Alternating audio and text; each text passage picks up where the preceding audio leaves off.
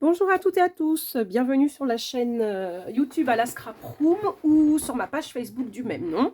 Nous sommes présents aujourd'hui pour visionner le sketch numéro 5, le tuto du sketch numéro 5. Alors, je vais vous le présenter. Il s'agit d'une carte que j'avais faite sur le thème de Noël. Et oui, j'ai anticipé. L'idée, c'est d'avoir une carte avec un fond, et là, pour le coup, qui s'ouvre dans l'autre sens. Et puis, vous avez deux cartes style un peu Polaroid, plus une troisième qui est rehaussée. Et comme j'avais fait sur le thème de Noël, j'avais rajouté ce petit washi tape pour faire le style un peu cadeau. Voilà, donc là on va partir sur un tout autre thème. Je vais faire une carte du même style, mais sur le thème anniversaire. Donc pour ce faire, ça va être un anniversaire homme. Je vais utiliser les papiers que j'ai achetés chez Brico Scrap. De la marque, alors c'est quoi déjà la marque, je sais jamais, c'est Friend and Craft O'Clock, et la collection c'est The November Men. Je vous l'avais déjà présenté dans l'unboxing de Brico Scrap que j'avais déballé avec vous. C'est une collection de papier qui est très masculine, et c'est vrai que dans le scrap c'est assez compliqué des fois de faire des cartes hommes parce que souvent c'est féminisé, vous avez beaucoup de fleurs ou des couleurs un peu pastel, et pour le coup bah, ça fait déjà tout de suite un peu moins masculin.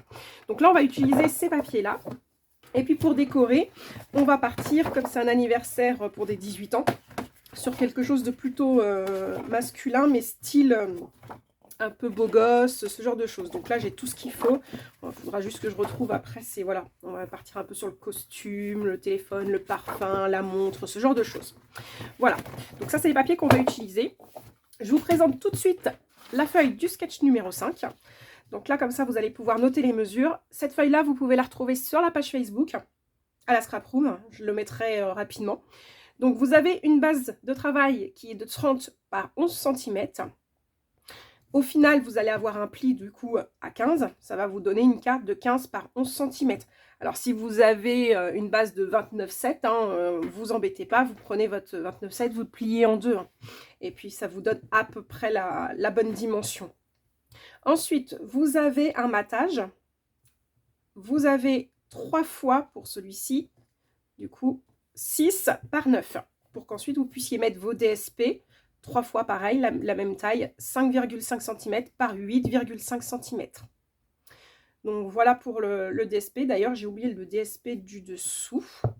Ouais, comment ça se fait? Je sais pas si j'aurai le temps de le rajouter. Alors, il me manque. Donc le DSP, il sera pas dans l'ordre du coup, puisque normalement je le mets dans l'ordre, mais là, il me manque le DSP de 14,5 par 10,5 cm. Voilà, comme ça, vous avez la carte qui fait matage. J'utilise le même coloris, je vais partir sur cette base-là, le même coloris pour faire mes cadres, comme j'ai fait en fait finalement sur cette carte-là. Comme ça, vous avez un rendu qui est plus cohérent. Mais après, vous pouvez tout aussi bien en changer. Moi, là, je le fais comme ça, mais voilà, c'est une indication. C'est pareil pour la taille des petites Polaroid. Vous pouvez les changer en fonction de ce que vous allez mettre dessus. Des fois, vous allez être contraint par rapport à la taille du DSP ou des images que vous allez y coller. Donc, du coup, vous vous ajustez en conséquence. Voilà, donc on va commencer. Donc, moi, là, c'est pareil. J'ai pris un papier de 29,7 par 21. Donc du coup, ce que je vais faire, c'est que je vais le plier à la moitié. Pour ce faire, je vais m'aider de mon plioir à hausse.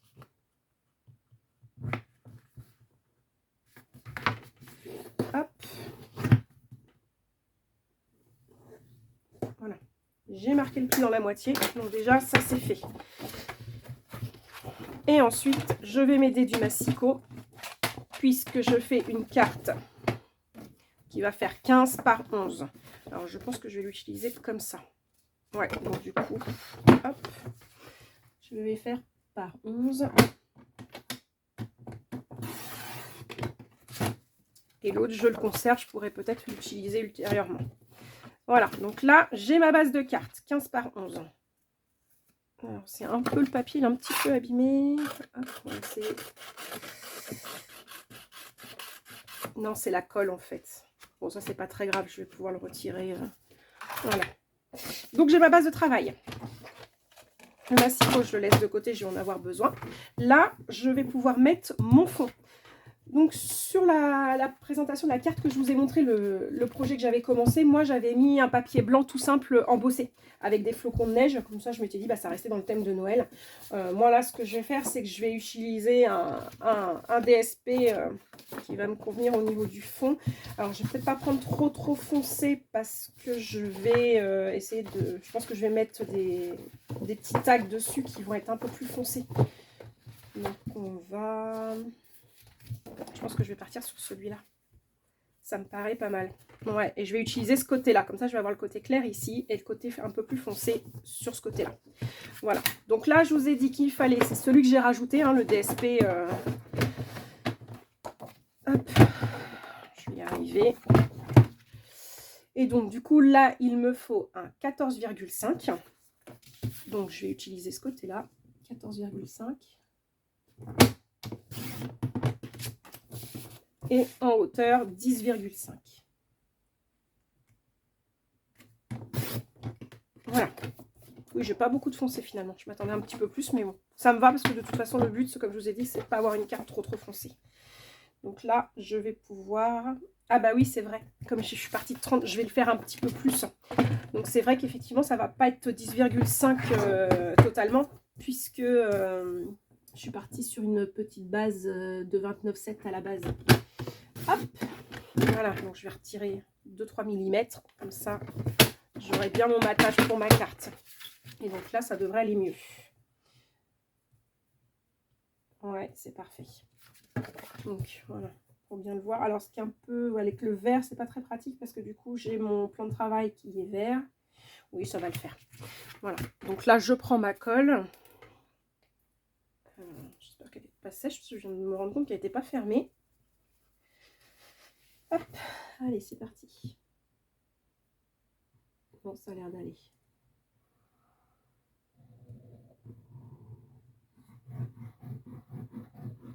Voilà. Donc pareil, s'il y a un sens à votre DSP, hein, comme je vous dis, vous faites toujours attention au niveau du sens d'ouverture de votre carte pour coller votre DSP dans le bon sens. Et surtout à la découpe, c'est pareil, couper le bon sens. Ça arrive à tout le monde hein, de se tromper souvent de mesure et de couper dans le mauvais sens. Gardez vos chutes, hein, de toute façon, vous pourrez toujours les réutiliser pour un autre projet. Hein. Voilà, donc j'ai collé mon premier DSP de base et je vais donc m'atteler du coup à faire je vais y arriver, le matage des petites cartes. Ça y est. Il faudra m'excuser, je reviens de vacances, alors a priori, c'est un peu compliqué. Je ne retrouve plus mes mots. Il faut que je me remette dans le bain. Alors, du coup, on va en faire 3 de 6 par 9. Là, logiquement, je vais reprendre mon papier de base. Je l'ai plié, j'aurais peut-être dû le couper avant de le plier. On va voir ce que ça donne. Sinon, je reprendrai un autre, c'est pas grave. Et donc, 6. Là, c'est pareil, 6 aussi. Du coup, je vais partir dans l'autre sens.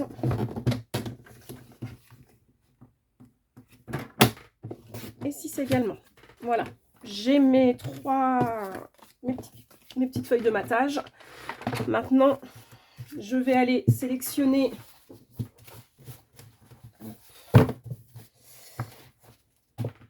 mes images ou mes tags que je vais mettre dedans. Alors, j'ai ces tags-là.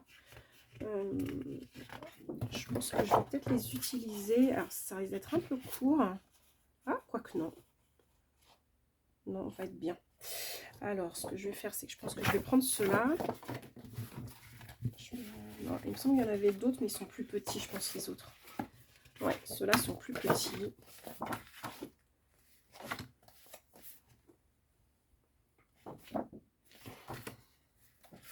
Et là, je vais chercher les petits dice que je mettrai sur les tags. Donc là, vous allez voir, en fait, finalement, par rapport au projet initial où j'avais vraiment pris un tag qui était déjà décoré, je vais prendre, en fait, un tag tout simple et je vais revenir coller par-dessus des dice cuts. Donc là, je suis en train de sélectionner mes dice cuts. Alors, je pense que je vais partir sur cette feuille-là. J'avais dit que je voulais quelque chose qui fasse un peu beau gosse. Là, je vais tomber sur un peu plus enfantin, je pense. Ouais, je vais rester là-dessus, ça me plaît pas mal. Hop, voilà, ça je le mets de côté. Vous verrez sur ces feuilles-là, si jamais vous allez les prendre, moi ce que je vous conseille vivement, c'est que vous avez énormément de dice cut, hein. Vous avez de quoi faire, hein. Honnêtement, des fois on se dit c'est compliqué, une fois que j'en ai utilisé, il n'en reste plus beaucoup. Là, c'est cadeau, hein. Là vous avez de quoi faire, hein. Donc là, je vais venir découper, je pense que je vais prendre ces trois-là, ou ces trois-là. Je pense que je vais mettre 2 pour chaque côté et celui-ci au milieu. Comme ça, on va être... Oui, je vais faire ça. Voilà. Donc, ce que je vais faire, c'est que je vais prendre mon ciseau. Alors, je vais déjà dégrossir le travail.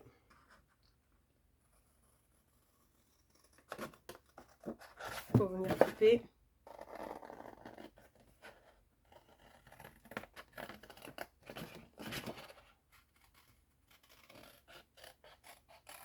Voilà. Et je vais faire mes découpes. Alors, côté découpe, il n'y a rien d'intéressant. Donc, ce que je vais faire, c'est que je vais mettre en pause et puis je vous reprends après. À tout de suite.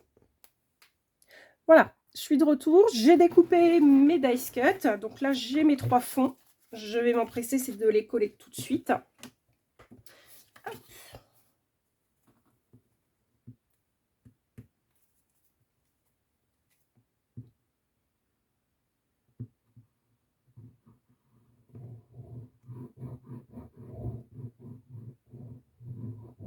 Voilà.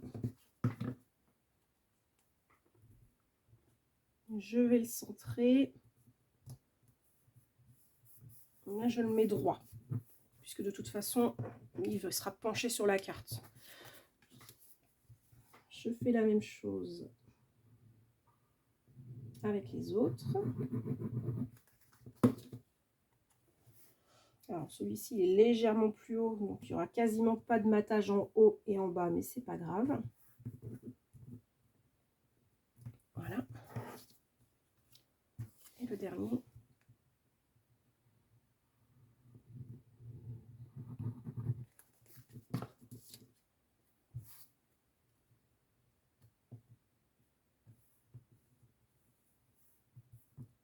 Voilà.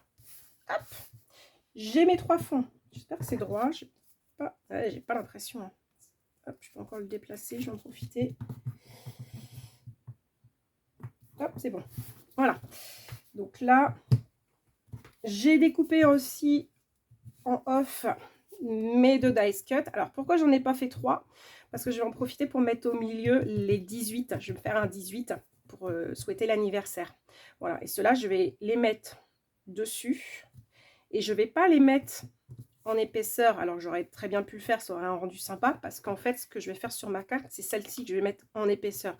Donc, pour éviter que ça gêne, je vais les laisser vraiment... et je vais les coller...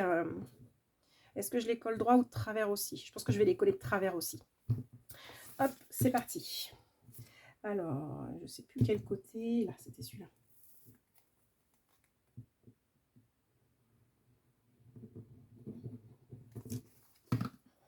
Oups. Voilà. Et donc là, celui-là, je le colle comme ça. Et l'autre, c'est pareil.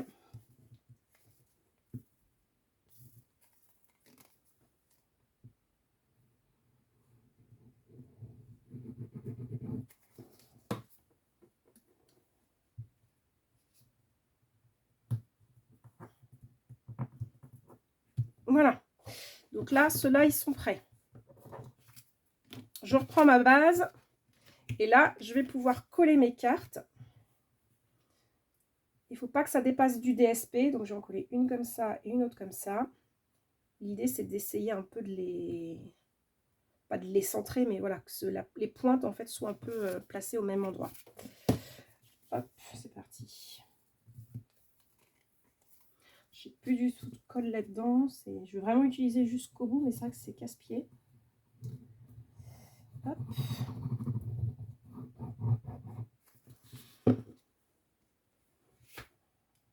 Donc là, je vais faire quelque chose comme ça. Logiquement, je suis bien. Voilà, et l'autre, ça sera pareil. Hop, j'appuie bien pour que ça colle.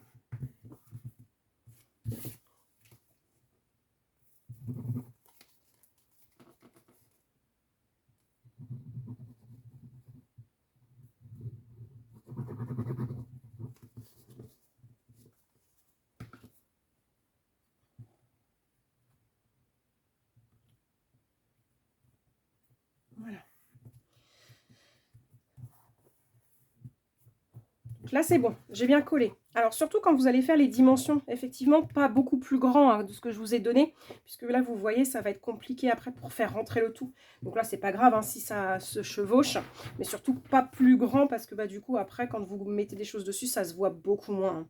Donc moi, ce que je vais faire, c'est que je vais retailler un petit peu, parce que je trouve que du coup, ça fait un gros matage. C'est moins joli.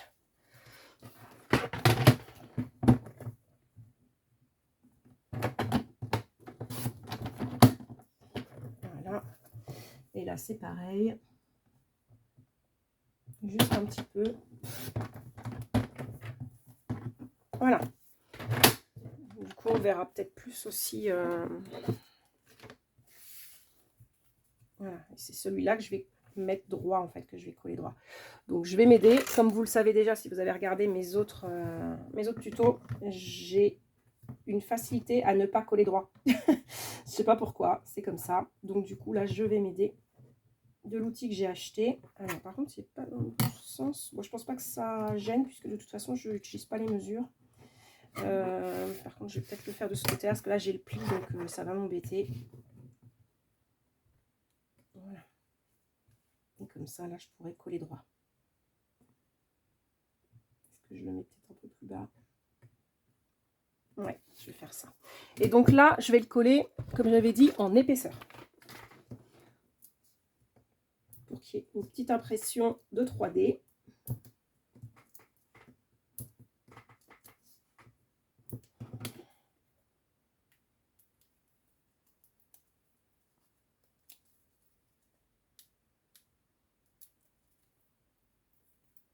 Voilà. Et donc là, je vais venir le centrer. Oula.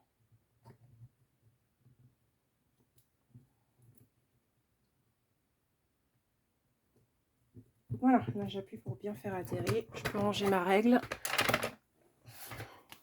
Et donc voilà, c'est bien collé et c'est bien droit par rapport à ma base de cartes. Hop, ça je vais jeter. Voilà. Et donc là, je vais venir faire ma découpe 18. Pour pouvoir le coller dessus.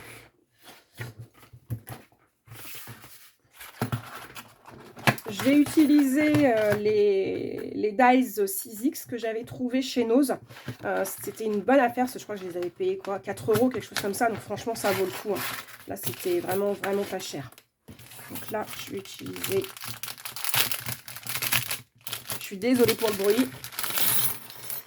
Hop. Ça, c'est pas le bon, donc c'est pas grave. Là, j'ai 8. Là, il faut que je trouve le 1. Et le 1. Voilà, je mets.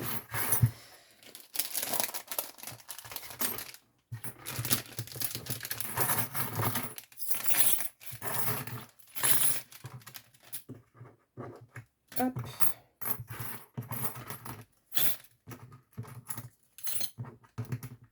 Je vais y arriver.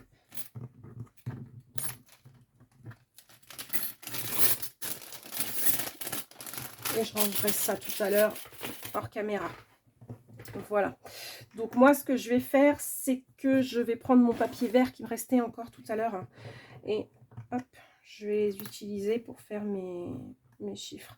Alors, pour éviter que ça bouge, que je sois tranquille, hop, je vais prendre un petit washi. Je vais faire adhérer. Voilà, comme ça, ça ne bouge pas. Hop.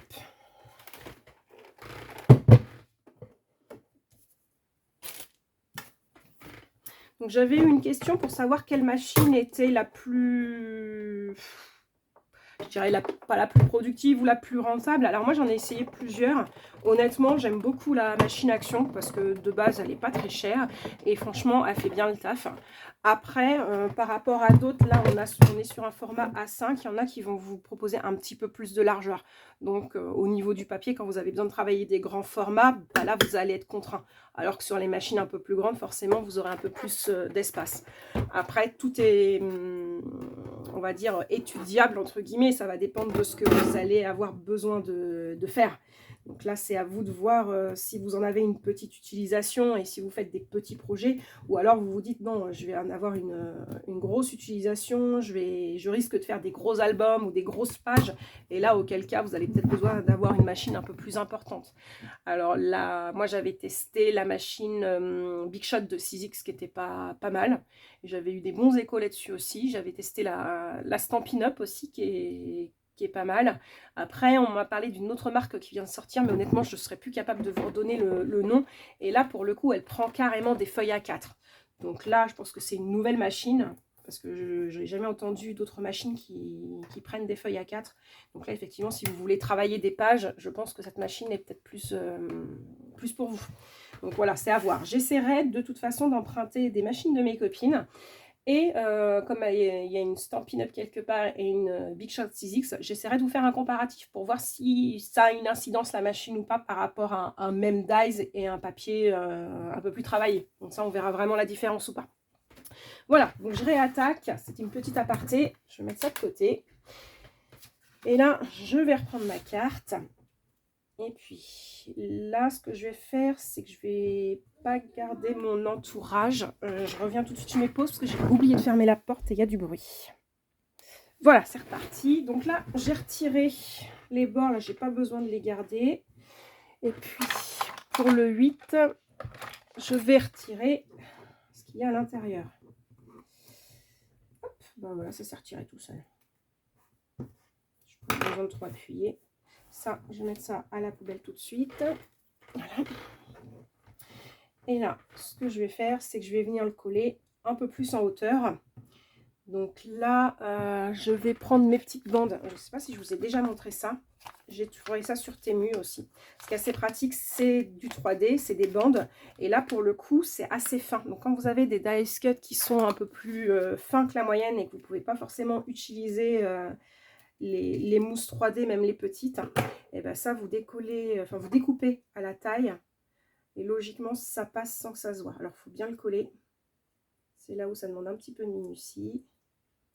Oups. Alors, forcément, je ne suis pas des plus douées. Hop. Voilà. Donc, il y en a un déjà de fait. Si je le mets comme ça, bah voilà, vous voyez, on ne le voit pas du tout. Donc ça, c'est super. Et là, j'en fais un autre. Et celui-là, je vais le mettre au milieu. Alors, il y en a qui en mettent un peu partout. Vous verrez des scrapeuses qui vont faire le tour. Moi, je trouve qu'il n'y a pas d'utilité, en fait. C'est gaspiller. De toute façon, la carte, vous n'allez pas la manipuler en appuyant sur les die cut. Hein. Donc, moi, je mets des bandes. Je trouve que ça me suffit. Après, si vous me prouvez qu'il y a une utilité, je veux bien que vous me la mettiez en commentaire. Et là, effectivement, je pourrais peut-être étudier le truc. Donc là, je vais peut-être le mettre comme ça et de travers. Donc, je vais le viser au plus tôt. Voilà, j'ai mon 8 qui est collé. Je vais coller mon 1.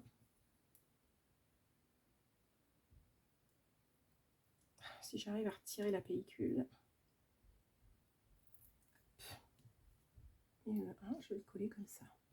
Voilà, là j'ai mon 18 qui est collé pareil en surépaisseur. Je ne sais pas si ça se voit par rapport à... Si je le mets comme ça, vous le verrez peut-être. Là, vous avez la cartonnette avec mousse 3D et le 18 qui est pareil remis en avant.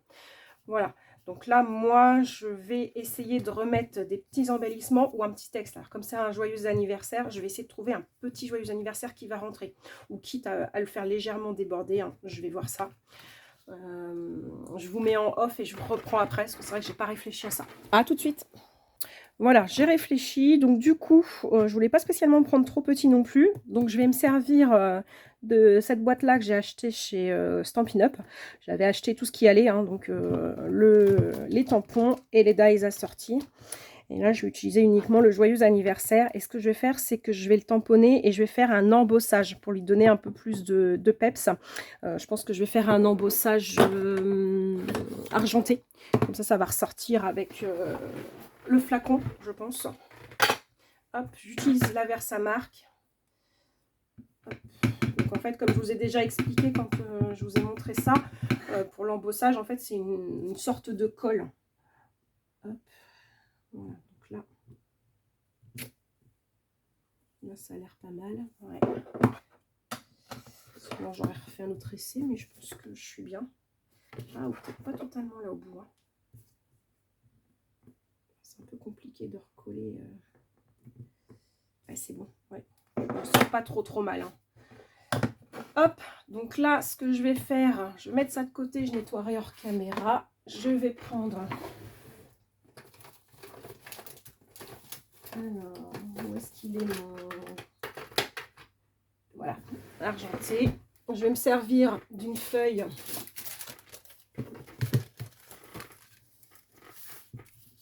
comme support.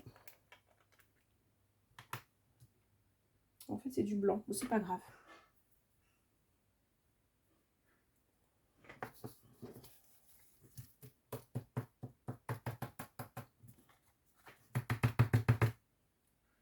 Alors, le E est pas terrible. Donc, refaites pas la même bêtise que moi.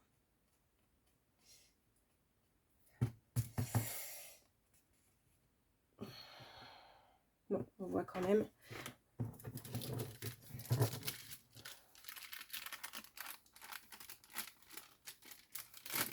Hop, j'en ai mis partout à côté. Bon, c'est pas grave. Hop, je tamponne bien pour retirer vraiment l'excédent. J'hésite pas avec un petit pinceau.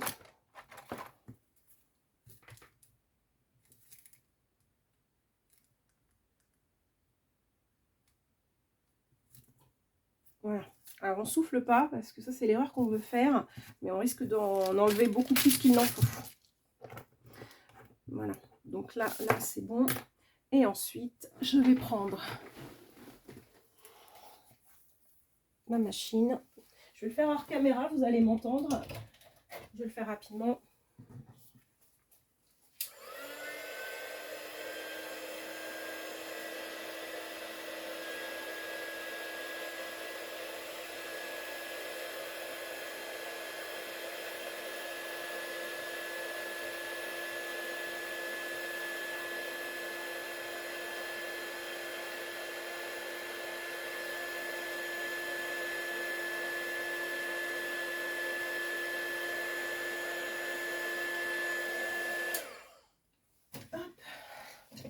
Mince, j'ai fait tomber, c'est pas grave. Voilà, on est bien. Donc en fait, je vous avais déjà expliqué dans le tuto d'avant pour l'embossage à chaud. Vous voyez la différence entre quand vous le posez. Donc là, la caméra, je pense que vous ne le verrez pas énormément avec cette couleur-là. Mais ça brille. Vous voyez que ça fait un plaquet et ça brille plus. Et c'est là où vous savez que bah, c'est bon, vous avez assez chauffé. Hein. Voilà, donc là, on va pouvoir découper. Je vais le découper au massicot pour que ce soit droit.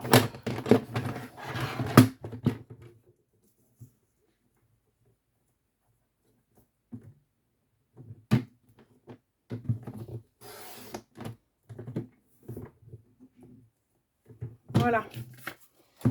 Donc ça, c'est bon. J'ai quand même bien envie de le recommencer. Je le trouve pas parfait. Hein. Hop. Je vous mets en off et je le recommence. Voilà, c'est mieux. Je préfère. Ça fait moins pâté que sur celui-ci. Donc, hop, on va le prendre. Et là, je vais venir le coller là, comme ça. Et là, je vais juste coller à l'intérieur. Ici, ces bouts-là, je vais les laisser dans le vide. Pour que ce soit plus pratique pour moi, je vais emprunter mon roll. Et j'en mets qu'à l'intérieur, comme je vous ai dit. Ce qui dépasse, j'en ai pas besoin. Et donc là, je vais venir un peu le centrer. Et j'appuie. Là, vous n'hésitez pas à appuyer, hein, c'est sec, hein, la paillette elle a fondu, hein, donc il n'y a pas de problème. Voilà. Voilà ce que ça donne.